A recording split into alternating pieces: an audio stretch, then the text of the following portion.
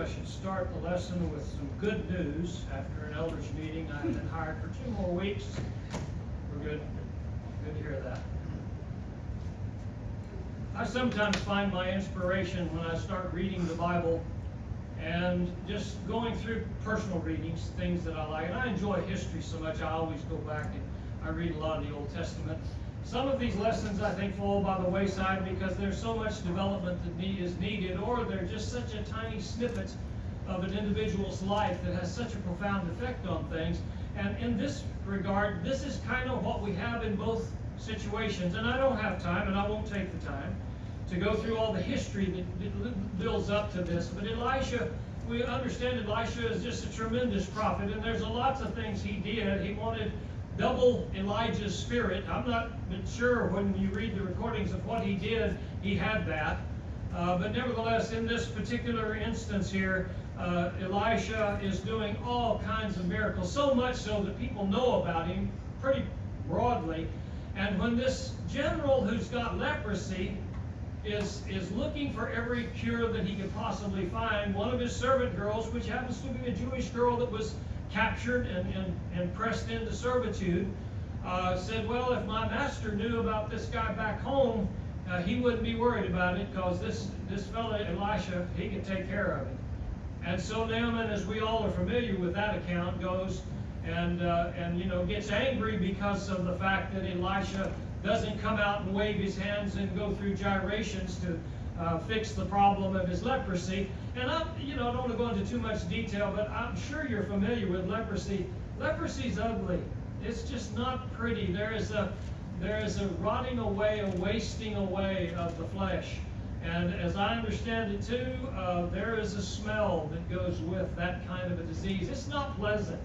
It's an ugly thing. And so I can understand Naaman's problem with it, but I can also understand somebody wise next to him telling him, if Elisha had told you something difficult to do, you'd have done it. We're all familiar with that account. But anyway, the incident we're going to look at happens after the fact. After Naaman dips in the Jordan, the muddy Jordan, 7 times, rises up with skin like a baby and is thrilled, wants to pay Elisha, and Elisha says, no, don't let me take it. And then there's a discussion about Rimnon, his boss's God, and how they're going to take care of that. Those are all really neat lessons, by the way, all by themselves. But I want to focus on the guy that inspires me here. And when we're through with this text here, you're going to wonder, what's Jeff's problem? But bear with me on this. But Gehazi, and that's the way I pronounce it, it's probably not the same as Pete, it's probably wrong. But nevertheless, Gehazi was a servant and a very steady and a very consistent servant for Elisha. He comes into the picture on several occasions prior to this. Nevertheless, Elisha heals Naaman. Naaman takes off. He doesn't take any pay from him. And the problem starts in verse 20 with Gehazi saying, you know what? It's just not right. We did this guy a good turn. Now, the first thing I want you to note is the idea of taking the healing as something he was involved in.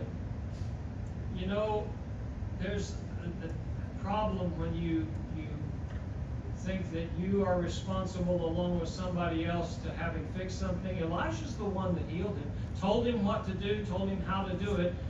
Gehazi didn't have any part of that. And where Gehazi got off on the idea that I need something out of this, even though my master doesn't, I need something out of this, that's a start with something wrong. And so right off the bat, Gehazi gets something wrong because he's thinking, okay, I'm going to get something out of this. So he pursues Naaman down there, and he ends up getting some money from it. But what he starts with is a couple of lies. Now, they seem harmless enough, but the first one in verse 22, yeah, we had a visitor from 2 guys from the prophets, and we need some extra stuff. We need some money and some clothing. Well, that wasn't true. And so he goes on back, and then in 25, he lies again to his master. Elisha asks him, and it's like, I don't know why it is sometimes when people ask this question, we ought to kind of be aware of the fact that, they're probably asking that because they already know. They're aware. And that being the case, Elijah asked him, he said, Gehazi, where you been? Oh, I didn't go anywhere. He lied again. And what breaks my heart here, and what makes, I think, this incident so emotional and touching is that would have been the opportune time. At least this is the way my dad would have handled it. When I lied to him, he grabbed me up by the arm, and I had to run circles. In fact, he didn't quit whooping me till I got dizzy, because I just run circles, and hopefully he would get dizzy soon and quit whooping on me. Because you don't lie. You know, all liars have their place in the lake of fire. Satan's the father of lies, and on it goes. I've heard all that from my dad, okay? You don't lie. You tell the truth. And he didn't do that. In fact, he did something much more harsh, I think, in some people's mind, in mine at least.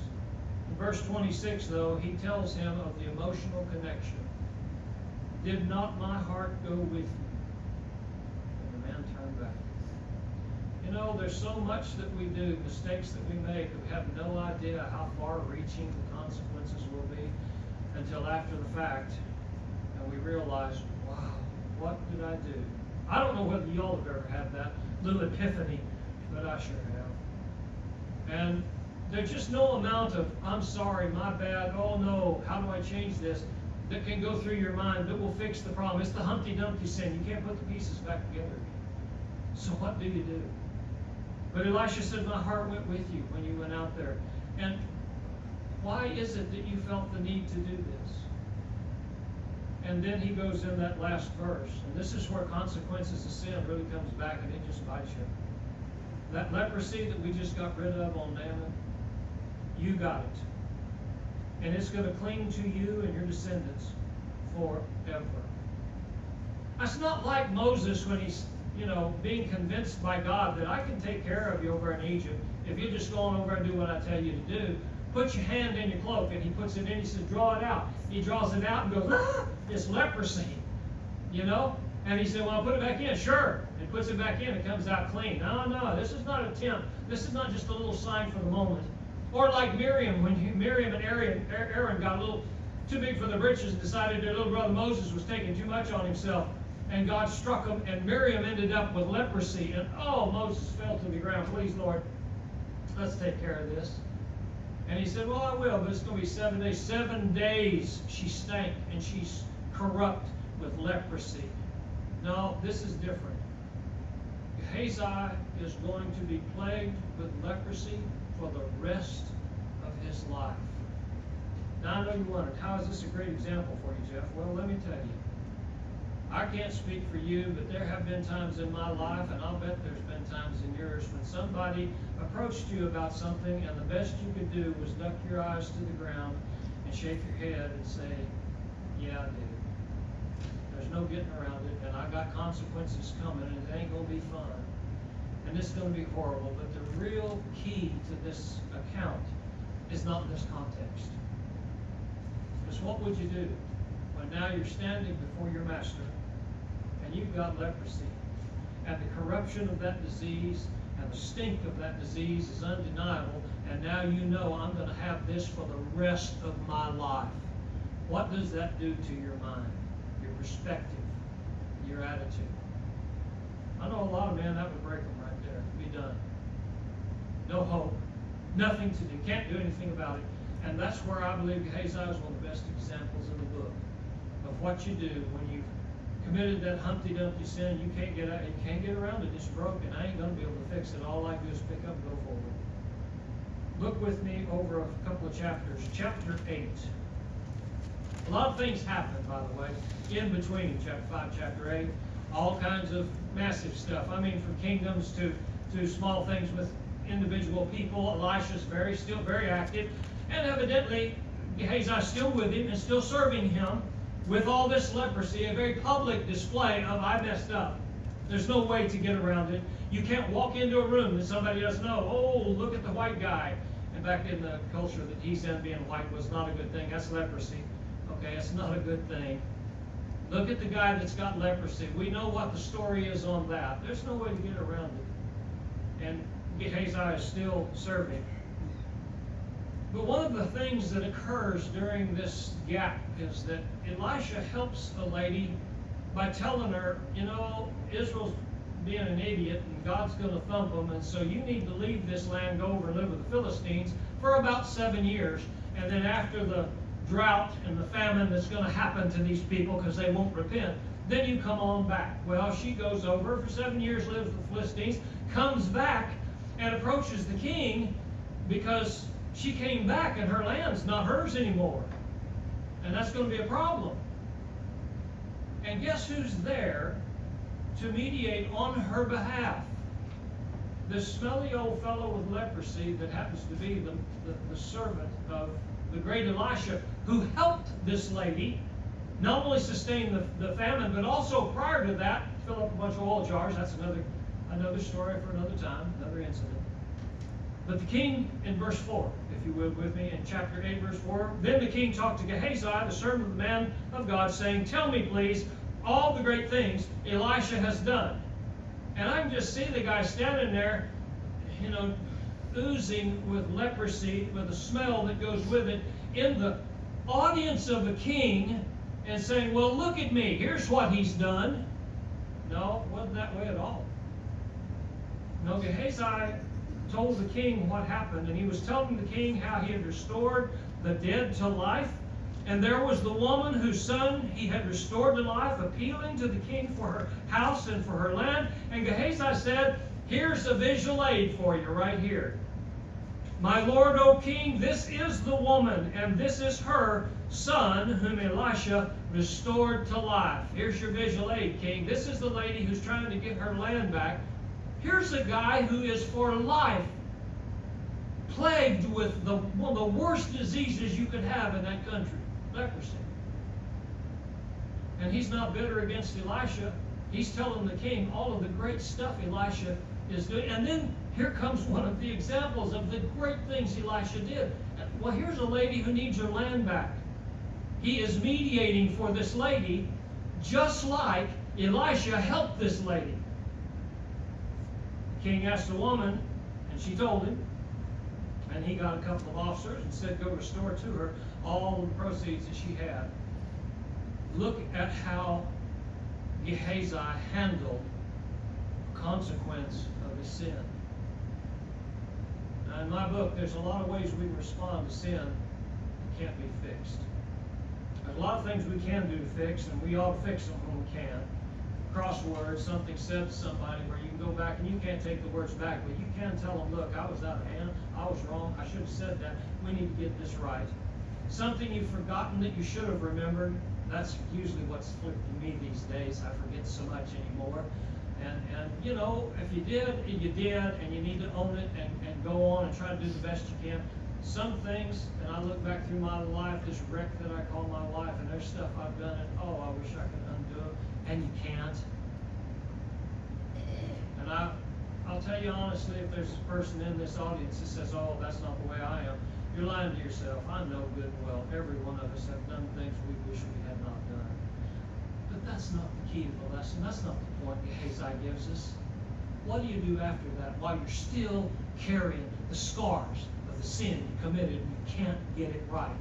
What you can do is do the best you can as a godly person to help others and to call the spade a spade. Elisha's a good man. It wasn't Elisha's problem. How come he had leprosy? Oh, we can blame everyone. We got a culture that is so quick to blame everybody else, and some folks rich enough to afford lawyers to win at it. But frankly, we need to own our sin. We need to do the best we can to do what's right.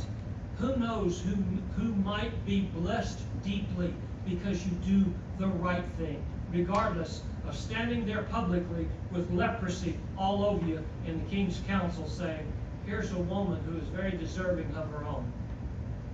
And you'd be a just king to give her what's hers. Gehazi is a great example to me. Not because he sinned, not because he lied, not because he got caught, but because when he was bearing the consequences of his sin, he made right decisions. He's still with Elisha the prophet. And he's still doing the right thing, which prior to his mistake, who knows but what he was the perfect servant. I don't know, but I know this, he wasn't the same guy after because the leprosy was with him. But it didn't impact the fact that he was still going to do the best he could do to serve. I can't speak for anybody else in here, but I can tell you this, I've made mistakes in my life. I'm pretty sure everybody has. But I can tell you this, Gehazi is an awesome reason to keep on keeping on. Pick up the pieces best you can and go on. You can't deny those things that are there for God and everybody, as they say, to see. But what you can do is be a better person tomorrow than you have been today. And that's my invitation to you. Be that kind of person. Gehazi gives us a great example if we'll just take it wrong. If you've got stuff wrong in your life, man, this is a great time to fix it. If it's public, then publicly confess it and admit it. But if it's private, privately, go to your God. Ask His forgiveness. Ask Him to help you deal with the consequences that are real and sometimes public, and they're going to be there. Help me deal with it. I can't imagine that somebody didn't note when Peter began to teach people, oh yeah, you're the guy that denied Christ. Not just once, 3 times. And then later on, guess what? Wasn't preaching it real good because Paul called you down publicly. And yet Peter would tell us later on, cast your cares on God because He cares for you. A guy like Peter could recoup. A guy like Gehazi could recoup if we didn't have God who loves us and wants us to be His. If you're not His, be His tonight as we stand together. We sing.